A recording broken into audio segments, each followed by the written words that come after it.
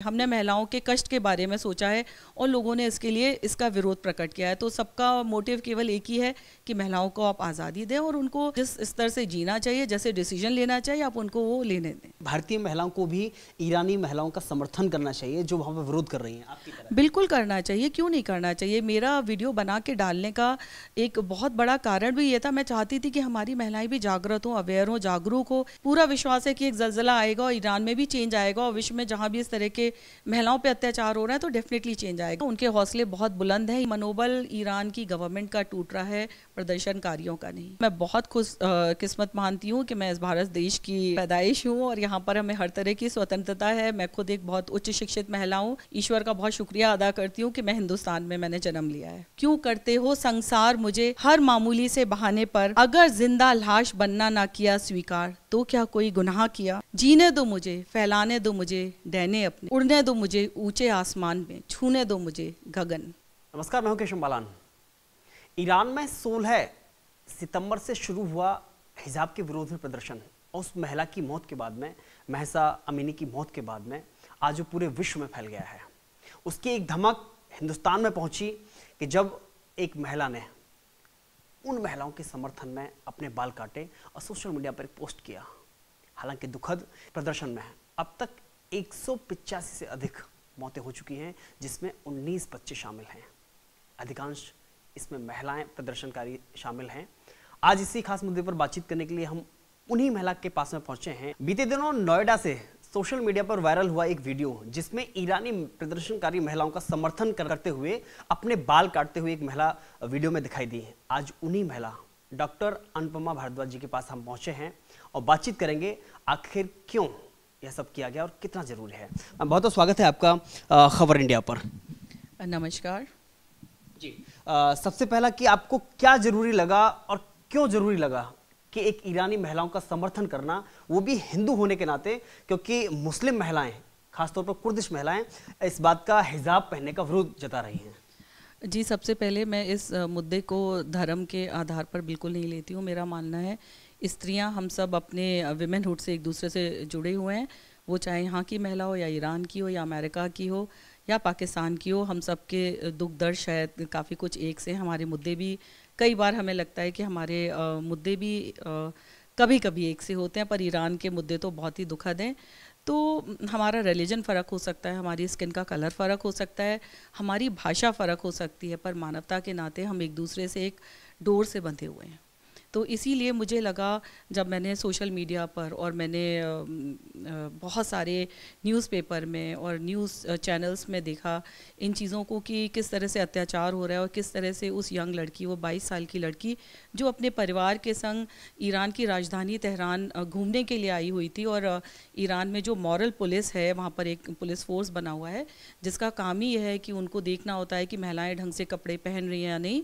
तो उन्होंने उसको पकड़ लिया और ये घटना 13 सितंबर की है जब उनको गिरफ्तार किया गया, महसा अमीनी को, और उसके 2 घंटे के अंदर ही उनको हॉस्पिटलाइज कर दिया गया and she was in coma. वो कोमा में जा चुकी थी, उनके सर पर चोटों के निशान थे। तो इस घटना ने मेरे को अंदर तक झकझोर दिया और मैंने अपने आप को बहुत बेबस महसूस किया कि मैं क्या करूं। तो उस समय ये भी चल रहा था कि बहुत सारे कंट्रीज़ में और ईरान से ये चीज़ शुरू हुई थी कि महिलाएं बाल काट के इस घटना का विरोध कर रही थी कि आपको कोई हक नहीं है कि आप हमें बताएं हम कैसे पहने, क्या पहने। तो मैंने भी उनका साथ देने के लिए इस तरह से अपना विरोध प्रकट किया। देखिए, 2 बातें हैं। एक तरफ भले इस्लामिक कंट्री ईरान है, लेकिन एक तरफ उस देश में हिजाब पहनने का विरोध करना, और एक तरफ हिंदुस्तान में इस बात का विरोध करना कि हमको हिजाब पहनने की हर जगह अनुमति दी जाए। कहाँ कितना आपको लगता है जायज़ लगता है? जी, मेरा एक इसके बारे में ये बहुत गहराई से ये मानना है कि आप महिलाओं को अपने आप उनके डिसीजन लेने की छूट दीजिए। आप उनको पढ़ाइए, आप उनको शिक्षा दीजिए, आप उनको फाइनेंशियली इंडिपेंडेंट बनाइए और उनको आप इस तरह से आप उनको कंट्रोल करने की कोशिश ना करें कि तुम्हें हिजाब पहनना चाहिए या नहीं पहनना चाहिए। ये उनकी अपनी सोच है। पर ईरान का जो माहौल है, जो वहाँ पर इतने कठोर नियम बना रखे हैं, तो मेरा बेसिकली जो मेरा विरोध था वो ईरान के इस कठोरतम नियमों के अगेंस्ट था कि आपको किसी भी महिला को आज के 21st सेंचुरीज में, जबकि महिलाएं हमारे देश में, आपने देखा होगा अवनी चतुर्वेदी वो फाइटर प्लेन उड़ा रही है। इस वर्ष हमारे आईएएस में शुरुआत की 3 पोजीशंस वो महिलाओं की थी। एनडीए की जो टॉपर है वो महिला थी। तो इस तरह के माहौल में, इस तरह के युग में, और साथ में जो हमारे पूरे वर्ल्ड की जो जनसंख्या है वो महिलाएं उसको आधा रिप्रेजेंट करती हैं। आधी आबादी महिलाएं हैं। तो आप आधी आबादी को आप कहीं कूप मंडूक बना के बिठाना चाहते हो तो ये बिल्कुल भी उचित नहीं है। पर मेरा जो विरोध था वो मुख्यतः ईरान की उस बहुत ही दुखद घटना के विरोध में था। महिला होने के नाते आपने चिंता जाहिर की, उसके साथ में जो विरोध था उसमें एक अपना समर्थन भी दिया, जैसे कि पूरे विश्व भर में महिलाएं जो बाल काट करके उनका समर्थन कर रही हैं। लेकिन सवाल आप हिंदुस्तानी एक महिला होने के नाते और एक ऐसी महिला होने के नाते कि जिसको आज़ादी चाहिए हर एक उस फैसले से कि जिसमें हमारे पास थोपे ना जाए, हमारे ऊपर थोपे ना जाए। तो हिंदुस्तान में अगर वो महिला, वो सोच क्या है कि जो हिंदुस्तान में एक ऐसा वर्ग है जो हर जगह हिजाब पहनने की आज़ादी मांग रहा है, वो सोच क्या है? जी, मैं फिर इस मुद्दे से अपने आप को अलग रखना चाहती हूँ। मेरा जो प्रमुखता विरोध था वो ईरान में जो इस तरह की घटना हुई है उसको लेके था। और जहाँ तक मुस्लिम महिलाओं की सोच का सवाल है तो मैं आपको ये बताना चाहूँगी कि जब मैंने फेसबुक पर ये अपनी बाल काटते हुए एक छोटा सा वीडियो बनाया था, उसको पोस्ट किया अवेयरनेस के लिए या अपना गुस्सा प्रकट करने के लिए, अपना रोष प्रकट करने के लिए, मैंने उसको फेसबुक पे डाला कि मैं भी आपके साथ हूँ, ईरान की महिलाओं के साथ। तो एक बड़े अजीब सा मेरे संग इंसिडेंट्स हुए कि मेरे मित्र वर्ग, जिसमें मुस्लिम महिलाएं और हिंदू महिलाएं दोनों शामिल हैं, तो कई सारे लोगों के मेरे पास मैसेजेस आए, लोगों के जिनके पास मेरा फ़ोन नंबर नहीं था उन्होंने मुझे मैसेंजर पर मैसेज किया, और जो मेरे मित्र थे उन्होंने मुझे फ़ोन किया। और कई लोग उसमें मेरे मेंटल हेल्थ को लेके भी चिंतित थे कि भाई ऐसा क्या हो गया, तुम क्यों बाल काट रही हो। तो ये बेसिकली मैंने अवेयरनेस के लिए किया था और अवेयरनेस नहीं थी। और सर्वप्रथम उसमें कुछ मेरी मुस्लिम महिलाएं ऐसी थी जिन्होंने मेरी पोस्ट को बहुत ज़्यादा पसंद किया, उन्होंने मुझे फ़ोन किया, मैसेंजर पर मैसेज किया और अपने फेसबुक पे उसको शेयर भी किया। तो मेरा ये कहना है कि ये सोचना, और साथ में मैं एक चीज़ और जोड़ना चाहूँगी कि हमारे देश में मांग है वो एक अलग चीज़ है, पर हमारे देश के जो मुसलमान भाई बहन हैं वो बहुत ही समझदार हैं। और हमारे देश में आज तक ऐसी कोई भी घटना नहीं हुई है कि हिजाब न पहनने के कारण किसी ने अपनी बेटी को मार डाला हो या अपनी पत्नी को प्रताड़ित किया हो, ऐसा नहीं। लेकिन असली आज़ादी क्या है? असली आज़ादी वो है जो ईरान में मांगी जा रही है, या असली आज़ादी ये है जो हिंदुस्तान में मांगी जा रही है? असली आज़ादी ये है कि महिलाओं को आप शिक्षित करें। असली आज़ादी ये है कि महिलाओं को आप उनके जीवन का डिसीजन लेने की पावर दें। असली आज़ादी ये है कि आप भ्रूण हत्या ना करें महिला की, आप उसको जन्म तो लेने दें। वो जन्म ही नहीं लेगी तो महिला आएगी कहाँ से? आप देखिए सेक्स रेशियो कितनी जगह पर महिलाओं के अगेंस्ट है। और असली आज़ादी ये है कि लड़कियों को पैतृक संपत्ति में या लड़कियों को संपत्ति के अधिकार के बारे में जानकारी हो। तो मेरे ख्याल से असली आज़ादी यही है। दो बातें कि ईरान में जिस तरह की घटना हुई, क्योंकि एक 22 वर्षीय उसकी जो हम महिला की अमीनी की जो बात करें, उसकी जो मौत हुई उसके बाद में जिस हिसाब से भले ही वहाँ का एक कानून एक सख्त हो, लेकिन उसके बावजूद हजारों की संख्या में महिलाओं का सड़कों पर आना और विश्व भर से उनको समर्थन मिलना क्या मैसेज देता है ये, या फिर उनकी नाकामी को साबित करता है जो सरकार वहाँ पर एक कह सकते हैं कि बहुत गलत तरीके से उनके साथ व्यवहार कर रही है, सीधे गोली चला रही है?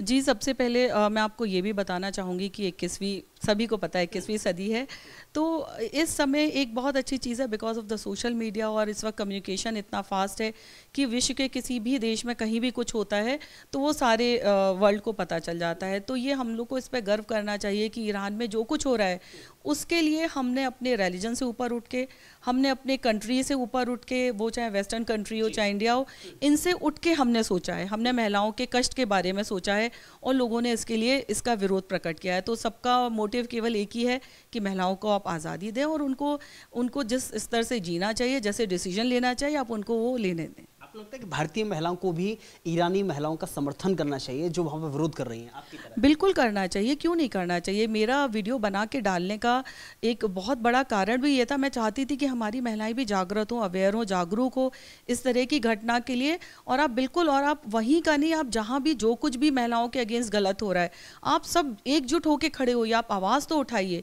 एक छोटी सी बूंद मिलकर सागर को बना देती है। तो मुझे बिल्कुल पूरा विश्वास है कि एक जल्जला आएगा और ईरान में भी चेंज आएगा और विश्व में जहाँ भी इस तरह के महिलाओं पे अत्याचार हो रहा है तो डेफिनेटली चेंज आएगा। और आप देख रहे हैं कि चेंज आ रहा है। अगर चेंज ना आ रहा होता तो मैं इंटरव्यू ना दे रही होती। एक और बात है कि हिंदुस्तान में जो लोग देखने के बावजूद, ईरान में देखने के बावजूद अगर चुप्पी साधे बैठे हैं, क्या लगता है? देखिए, मैंने आपको जैसे पहले जिक्र कर दिया कि चुप्पी साधे हुए नहीं हैं। जब उन्हें पता चला तो आप मेरी फेसबुक पर जाके देख सकते हैं कि लोगों ने बहुत इसकी तारीफ़ की और सबने अप्रिशिएट किया। मुझे आज तक एक भी ऐसा व्यक्ति नहीं मिला जिसने कि कहा हो कि अरे तुमने क्या कर दिया। तो इसका मतलब हर व्यक्ति उनके बारे में सोचता है, कुछ ना कुछ करना चाहता है। और शायद अब मैंने इस तरह से वीडियो डाला, अगर ये वायरल हुआ तो ये इस चीज़ को शो करता है कि लोग इसके बारे में बोलना चाहते हैं, कहना चाहते हैं और वो ईरानी महिलाओं के कष्ट को महसूस करते हैं। एक और बात है कि आपको लगता है कि जिस हिसाब से प्रदर्शनकारियों पर ईरानी पुलिस सीधे गोली दाग रही है, तो आपको लगता है कि उनके हौसलों को, महिलाओं के हौसलों को तोड़ पाएगा?